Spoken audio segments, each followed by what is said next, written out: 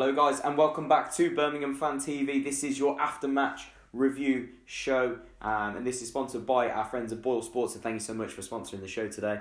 Don't forget to follow us on social media, don't forget to like this video, comment your thoughts on the talking points down below, and don't forget to subscribe if you haven't already to the show so you don't miss the weekly content that we do put out ahead of the games, and put the notification bell on so you don't miss any of those videos that we do put out. But let's get straight into the show. Rip it off like a bad band-aid for this one, because it's going to be a little bit of a painful one. Not the result we wanted yesterday. Wasn't ideal. Everybody went into it with high expectations after the Charlton game. Being at home, we haven't lost all season at home. We had a very good record last season at home. And obviously to fall to a defeat in the manner we did was disappointing. I think if you're being a realist, it was almost expected. Preston are a very good team, very strong team, inexpensive team, but very good at what they do, almost underdogs. So I really wanted Blues to do it and continue this unbeaten run at home, so to speak. But it just wasn't to be. Preston took the game to us. They were on top for the majority of the first half. But yeah, disappointing because of how we played against Charlton. Expected more, but it just wasn't to be. Fair enough. I mean, obviously Blues went into the team unchanged, so obviously the mentality coming on from Charlton shouldn't really have changed, should it? We should have gone at it with the same mentality, the same tempo, the same intensity, and obviously the unchanged side would have been consistent, should have been settled. Was it the right choice to keep it settled? Was it the right choice to keep an unchanged side for this one? I think going into the game, probably you would say yes. It was a very, very well-oiled side against Charlton. Our game plan worked. Everything ran smoothly. But yesterday, we just weren't at the races. There was something going on, and there was almost like a balance in the team. We just almost weren't up for it. I can't put my finger on it. It's just something wasn't right yesterday. Maybe shaking the team up a little bit would have been a better idea, seeing as Preston are a very, very strong side. However, I can't blame Pep for going on the same side, because if it ain't broke, don't fix it. But hindsight is a beautiful thing. We could make loads of changes now, but at the time, it was probably the right decision. Yeah, I agree. I've seen Blues fans on Twitter say that he probably should have had Magoma in. He probably should have had maybe Alvaro in. It's an easy thing to say, I think. But I think most managers would have gone for a settled side there. Most managers would have gone with the same side as they did against Charlton. And I think Preston play a very similar way to Charlton. They like to keep the ball. They're very quick. They're very nippy. They play with a lot of sort of movement in the final third. And I thought that we could have matched them again. I thought we could have gone at it at home. But this is what leads on to my next question is, how do you think we started the game? Because in my opinion, we didn't start at all. We didn't get going. We didn't set the tempo as we would have wanted at home. And I think it caused us the problems for the 90 minutes going on by not obviously going at Preston from the start. We allowed them to come on to us. We allowed them to play their game and stamp their authority. And what were your thoughts on that one? I thought within the first 30 seconds, I thought, we're going to bring this to them, because we were already straight on the attack. However, very quickly after that, it went downhill. And like you said, Preston took the game to us rather than us to them. We're at home. We're supposed to be setting the tempo. We're supposed to be sort of almost implementing our game plan. But it almost felt like Preston were the home side yesterday. We looked a bit lost, and I think Preston really dominated us in the first 45 minutes. Yeah. The goal was a sucker punch, I think. If you look at the game as a whole, while there's a lot of critiques about the performance, and I'm not one to disagree with that, I don't think the performance was on yesterday, they didn't lay a glove on us. They didn't really have any shots. If you think about the game as a whole, they didn't really trouble camp too much. But the goal was a sucker punch. In my opinion, it was a good free kick. But we were slow on the rebound. I mean, what was your view on the goal? I thought that we could have done a lot better in defending that one. I think it was almost a poor one to concede, but I do think that Preston had been knocking at the door. They're attacking going forward. Maybe their shots in the final third weren't as good as they could have been, but their attacking was on the money, and something was going to come from that. That was obvious, really. Yeah.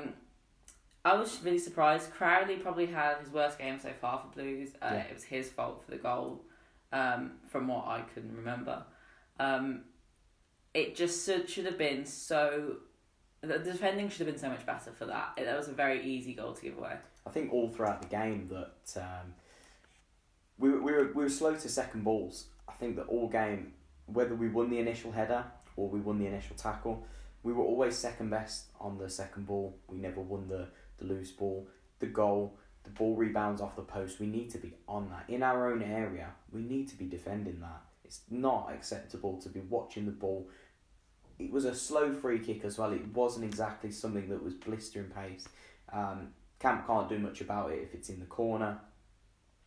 But he's got to rely on his defenders to react to that. And I think that looked like Crowley. It may not have been. Correct us in the comments if it wasn't.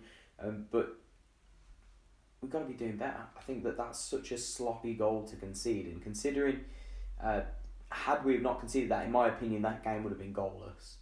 And we'd have come away with a point. And I think most fans would have said, while again it was another lethargic performance, it's another point on the board. I think that what you said about the second balls is really so honestly true, because throughout this whole season, one of our issues has been getting that second ball. And that's something we really need to work on, because without getting that second ball, we're leaving ourselves open for them to come and get at us. If we get that second ball, we're on the ball to challenge, and it's just frustrating because we're very slowly doing things better, and in other things we're just getting worse at, and it's a bit frustrating, really. Yeah, it is frustrating, especially in front of your own crowd. You wanted to make the impression that you did at Cholton the other day, and I thought that we were first to a lot of second balls at Cholton. We won most things, and I think that was their downfall, Cholton, last Saturday. And we did the complete opposite. Yep. And I think a lot of people have said, why did it take us 70 minutes to get going? It took us 70 minutes to increase the tempo. And when we did, we were on top for the majority of the second half. But I found, and I think a lot of fans will agree, that it's been the norm. We've not really started games at all this season. I think that we were slow. While being the better team, we were slow in the first half at Cholton. We were really poor in the first half against Stoke. We were really poor in the first half against Barnsley, while again not really being troubled. We've been poor in a lot of first halves. There's got to be a reason for that, and I can't quite put my finger on the money what it is, but we seem to. It almost takes either a goal going in against us or something like that to get us going. Yeah, I've been wondering about that actually for a few games now. I almost devil's advocate thinking it's obviously our game plan, that we try and keep them out for as long as we can and then just absolutely go at them in the last 20 minutes. But that's not football, and that's not going to get great results. So like quite a conservative approach in the first half, and then maybe up the tempo second half. Yeah, but unfortunately it doesn't work all the time, and especially when you're at home, I don't think that's a game plan that you can play. No. It's frustrating. I think it's complete opposite to last season, where we were great in the first half and then in the second half we were not so great. But I think if we would get more consistent throughout the whole game, at least from 30 minutes, let's just start from being good from 30 minutes onwards, and have an hour of high tempo football, good quality football, not just the sloppiness that we've been seeing. Yeah. We'd be winning games a lot more easily. But it's just, we almost haven't. I thought we found our mojo against Charlton. Obviously, we hadn't. Yeah. And unfortunately, if we kept that going, I think we could have done them yesterday. Yeah, certainly. So obviously, we went in behind at the break, and obviously we stepped things up in the second half. The substitutions, obviously, we brought Alvaro on. We brought Magoma on for Bellingham. It was Alvaro came on for Marabti. And obviously in the end, Davis got replaced by Vialba. Do you think they were the right substitutions to make? He certainly went for it, because by the end, I was watching Pedersen, Dean and Roberts. We were back three almost. Sunic sitting in front, and the rest were gone. Max was all the way up the other end of the field. Was it the right thing? Were they the right subs, or would you have made them differently? I think, unfortunately, it was the right decision to take Bellingham off. I think he had a indifferent game. I think he couldn't get into it. He couldn't get into the game. Yeah, I think maybe it's been a bit too much for him. He is only 16, remember, at the end of the day. Yeah. It's a lot of pressure. So you can't blame him for not being at the heights he was against Charlton. But I think it was the right decision. Magoma, last season and season before, I was a bit of a critic of him. But when he's on his game, he's brilliant. Yeah, he's very good. So he came on. He was brilliant against Charlton when he came on. He was brilliant yesterday. Yeah. He really increased the tempo for me and brought some more experienced quality onto the pitch. So for me, right substitution. I was almost confused by when Amrapti went off because he was the first substitution. However, in the overall picture, it was the right decision. Alvaro, they were quite physical at Preston, and Duke was getting hammered by their defence. So to bring on another tall striker was probably the right decision to almost try and pull them apart from each other, pull the defence apart. So I thought that was a very good decision, as was shown in the offside goal that I'm sure we'll talk about later on. And then Davis was a bit of a confusing one for me. However, you can almost understand because he was really going gung-ho with the team, wanted the most attacking options on as we could. And I think having Sunjic as an anchor role, like you said, with the back three, almost to speak at the end, I think that was the right decision as well because as great as Davis is, he has the... he likes going forward sometimes, so I think it would have been better for him to have gone off and have Sunjic stay at the back. Certainly, yeah. So obviously, I feel like they made an impact. I think Magoma was okay. Some people said he was the best when he came on. He only played 30 minutes. That's not true. Alvaro was very good when he come on. I thought Villalba looked a little bit sharper than he had done previously, but they all struggled to make the vital impact, shall we say. Maybe Alvaro did make the vital impact. We had a goal chalked off for offside. Watching the replays back, it was offside. He was maybe a half a yard offside, but he was offside. Disappointing one. Would that have changed the game? I think there was 15 minutes to go. With that, would we have gone on to win the game had that have been onside? Would we? Possibly. Or, would we have settled for the draw? I think we would have gone for the win. We've seen it happen before where we've gone behind and we've tried to go for the win. Stoke game, we went behind, we came back to win it 2-1. So we can do it, and we can do it at home. So I did think when that goal had gone in, that we were going to turn it around because we'd been quite impressive throughout that second half. And Alvaro has been fantastic, actually. When he came on, he didn't completely change the game, but he brought something up top that Amrapti didn't really have. Like I said, due to the height of Jimenez and Duke being able to pull the defence apart. So, yeah, unfortunate that the goal was offside. I do think, though, that we could have turned it round if it had gone in. No, I agree. The officiating was so poor yesterday. I felt that a lot of times he gave a lot of decisions wrongly. I felt that Preston, fine, it's a game plan, but they hit the deck way too many times, way too easily. And the ref fell for it every time. It's not like he fell for it a few times and then got a hold of it. He didn't. He fell for it every time. Darnell Fisher at right back, 4, 5, maybe even 6 times with no contact. He hit the floor. I haven't seen that since Paul Caddis down the Blues. And it is frustrating. I think that the ref was so easily influenced yesterday. A lot of fans were saying that Alex Neil almost bullied him on the sideline. I'm not going to blame Preston because it's a game plan. And obviously we've done it before. So I'm not moaning at Preston, but I'm moaning at the referee. I think he's got to be stronger. And I think he had a really, really poor game yesterday that ultimately I think maybe cost us a point in that one. I think it's very easy to blame the ref in games where you think that you've been nicked points. But I think if we look at this overall, the standard of refereeing week in, week out is very inconsistent. I thought last week at Charlton it wasn't brilliant for both sides, but I thought that against Preston the officiating was terrible. Yeah.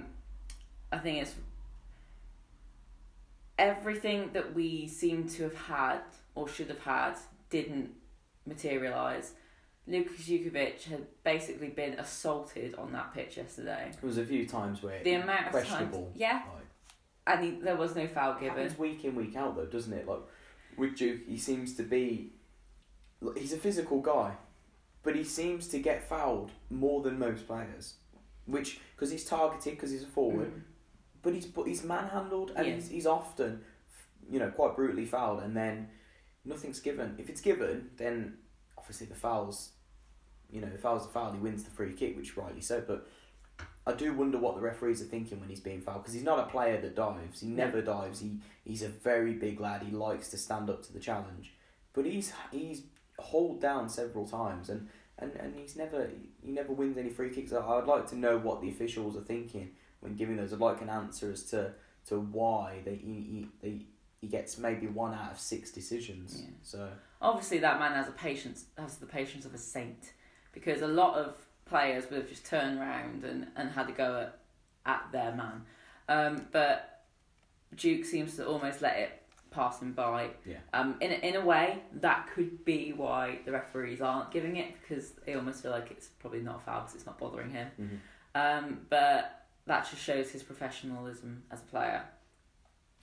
But I just think what annoys me most, more than anything, even when our players do it, is when people go down too easily and fouls get given. I think it's very unsportsmanlike. It's a game plan, yeah, don't get me wrong, but I just think it's pathetic, and there's no need for it, and there's a reason that simulation's been put into the game as fouls. So why they're not given in the Championship more often, I do not know. So we go to Derby next week. It's a really tough away game. Is every single time we go there. They don't look in the best of forms this season. However, they picked up a good result at the weekend against Leeds, a last-minute equaliser. Yeah. Do you fear for that one? Do you feel like we could go and do a similar performance to Charlton? I think I don't know what Blues team's going to turn up at the minute. I really don't, and I don't know how you feel on that one. I honestly have no idea. Derby used to be a very feared side for me. Yeah. Full of quality, always got the results, and then dipped off at the end of the season. But this season they haven't really picked up yet. And that worries me, because obviously they got results yesterday against Leeds, got a point. Which is a good point. Exactly, completely. And they haven't won at home all season yet. So obviously they're going to beat us 1-0 or something stupid like that. Yeah. And that wouldn't surprise me. But if I'm honest, Blues have been so inconsistent this season, I haven't got a clue. Yeah. Until the dust settles and I look at things in a slightly different light rather than emotional Blues fans light. When I look at it from an overall view, I can't tell you yet. So obviously Blues have now slipped to 11th in the table, which is incredibly disappointing considering we're on the obviously joint with the playoffs. And now obviously with Forest winning yesterday, with Sheffield Wednesday winning yesterday, a lot of teams around us picked up the points that they needed. From the next 2 games, it's important I think that we go into it and we need to take at least, for me, 3 from 6, from a possible 6. We need to win one of our 2 games, which are Wigan away and Derby away. Do you feel that, or do you think that is that achievable? Possibly. I think it's a bit melodramatic to be moaning that we're 11th in the table. Yeah, no, of course, but it's disappointing games. How obviously we were on, where were we, 8th, and we've slipped again. It was a game yesterday that we probably could have gone and got something from, a point. Maybe, but I think there's no point in looking at the league table so far. We're only 8 games in. Start looking when we're 15 games in near Christmas time and see where we can achieve from there. I think if we're honest, I don't think we would have expected to be doing this well so far this season after the first few games anyway.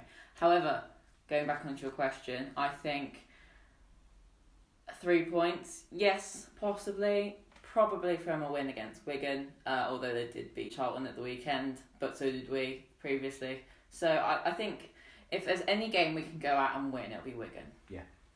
I think that both games have an element where we can go and get something, but both are very difficult games. Yeah. Every away game in the Championship is difficult, we know that. And we need to be on top of our game, and I think that the key thing is we need to start games how we're finishing them at the minute. We lack in a lot of consistency. The performances aren't consistent enough. And I thought, unpopular opinion potentially, but in the first 2/3 we were okay yesterday defensively. I thought we were pretty solid. And in the midfield, I thought we kept the ball relatively well against a team that love to have a lot of the ball. The final third, I think, needs work again. We say that. We've brought in a lot of attacking players this summer again. Magoma's coming back into the frame. We've brought in Villalba. We've brought in Montero. Yes, he's injured at the minute. We've brought in Alvaro. But we're still lacking. We are still lacking in that final third. And in January, I think it's the main area of focus. I think going into it, a forward and maybe even another number 10. I agree. I just think Duke is completely isolated up there at the moment. Yeah. With Mrabti or Mrabti or however you pronounce his name. He's good, but he doesn't bring the players away from Duke like he needs to for me. So yeah, I think another striker and maybe number 10. But letting Vassal go is probably a bad move. Yeah, I think it was ultimately in the hindsight of things, but hindsight's a beautiful thing. But that wraps up the show for this week, guys. Thank you so much for joining us on Birmingham Fan TV, and thank you so much for our sponsors at Paul Sport. Don't forget to go and check them out. Go and like this video if you haven't already, if you made it to the end of the video. Comment and subscribe. And don't forget to follow us on all platforms of social media so that you can leave your views on a match day or leading up to the shows. Don't forget, we will be back with the podcast later in the week. We'll be joined by, I believe, Mark and Chris for this one. So that's going to be a good one. We're going to have round 2 of we're gonna have round 2 of the quiz. Obviously, some of you from pre-season will remember the quiz. There will be the match preview show coming up, obviously out, I'm hoping Friday morning, but obviously schedules are always busy, so don't forget to look out for that one, guys. But if you have enjoyed, don't forget to like, and we will see you next week. Keep right on. Keep right on.